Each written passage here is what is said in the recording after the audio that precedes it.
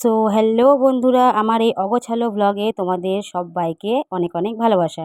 তো বিকেলবেলা ঘুম থেকে উঠেছি, দেখছি ছেলে চান টান করে গিয়ে গামছা দুটোকে ফেলে রেখে দিয়েছে। আর আমার ঘুম ছেড়ে গেছে এই কারণে, কারণ আমি বিছানার মধ্যে নেই, মনে হচ্ছিলাম যেন তাওয়ার মধ্যে শুয়ে আছি। আর তাওয়াটা এত পরিমাণে গরম ছিল, তাই আমি উঠে পড়েছি। আর এই যে আমার মেয়ে ঘুমোচ্ছিল, মেয়ে ঘুমানোর পর দেখি তাওয়ার মধ্যে ডিম অমলেটের মতন এদিক ওদিক করছে। তো যাই হোক, আমি এখন বেরিয়ে পড়লাম রাস্তায়। কোথায় যাচ্ছি নিজেও জানি না। চলো চলো চলো, চলে যাই, মনে হচ্ছে আমি বিদেশ পৌঁছে যাব। তো এই যে আমার ছাগল রানী সুন্দরী, তো রানী সুন্দরীকে আমি খেতে দিয়েছিলাম হচ্ছে নুডলস, আর দিয়েছিলাম হচ্ছে স্যুপ। তো দেখি নুডলস খায়নি, স্যুপ খেয়েছে। স্যুপটা বেশ পছন্দ হয়েছে আজকে, নুডলস পছন্দ হয়নি। তো যাই হোক, কিরে রানী, তুই আজকে নুডলস খাসনি কেন? ভালো লাগেনি? তো চলো, স্যুপের বালতিটাকে আমি নিয়ে চলে আসলাম। এখানে দেখি সজল ধারায় জল পড়ছে গড়গড় করে। বালতিটাকে একবার ধুয়ে নিলাম। ধোয়ার পর আমি কিন্তু এক বালতি জল ভরে রেখে দেবো, যেহেতু আমার এটা রাতের বেলা কাজে লাগবে বাসন ধুতে। কারণ সকালের বাসনটা না রাতেই আমি ধুয়ে রেখে দিই, কারণ সকালে উঠে যাতে আমাকে উঠতে না হয়, সেই টাইমটা আমি একটু ঘুমিয়ে নেব। তো চলো, ড্রামটাতেও জল ভরা আছে, এবার আমি চলে যাব ঘরে। তো ঘরে এসে আমি এখন কী করব? আমি এখন রেডি হব, কারণ আমাকে রেডি হতে হবে ডিউটি যাওয়ার জন্য। তো আমি কি ডিউটি করি সেটা না হয় তোমাদেরকে আমি অন্য দিন বলবো, তবে আমাকে রেডি হতে হবে। এত পরিমাণে গরম ছিল, তাই চুলটাকে আমি কি করব, ওপর দিকে তুলে নিলাম। তুলে নিয়ে একেবারে পাকিয়ে একখানা মানে জটাধারী ওরকম করে একটা দুটো ক্লিপ আমি খুব কষিয়ে আঁটিয়ে নিলাম।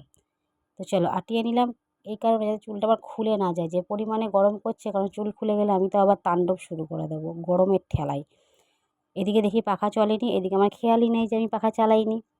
তো চলো, এখন দেখো গায়ের মধ্যে একটা চুল পড়েছে। কী ব্যাপার, তোরা আমার গায়ে কেন? যা বাইরে চলে যা। তো গুটিয়ে পাটিয়ে চুলগুলোকে বাইরে ফেলে দিলাম। কিন্তু প্রচণ্ড গরম করছে, এদিকে কিন্তু ঘরে পাখা চলছে না। তাই আমি ভাবছি যে পাখাটাকে আগে চালাই। তো চলো, পাখাটাকে আগে চালিয়ে নিলাম, আর ঘামটাও ঝট করে মুছে নিলাম। কারণ ঘামের মধ্যে মুখ থাকলে কেমন লাগে বলো তো? আর মুখটা এই রোদেতে মানে পোড়া পুরা বাঁদর হয়ে গেছি। তো যাই হোক বন্ধুরা, আমি এখন চলে গেলাম সোজাসুজি আমার মুখটাকে একটু গ্লসি করব। তো কী দিয়ে গ্লসি করব সেটা তোমাদের সাথে পরে দেখাচ্ছি, সেটা সিক্রেট রইল। এখন আপাতত একটু সিঁদুর পরিনি, কারণ স্বামীর মঙ্গলের জন্য তো মেয়েদের সিঁদুরটাই পরতে হয়, তাই না? তো চলো, এই যে আমার পন্ডস পাউডার, তো এই পাউডারটা একটুখানি আমি মেখে নিলাম। এর গন্ধটা এত সুন্দর না, কি সেন্ট! তো যাই হোক, মেখে নিলাম একটু, মুখটা গ্লসি করে নিলাম।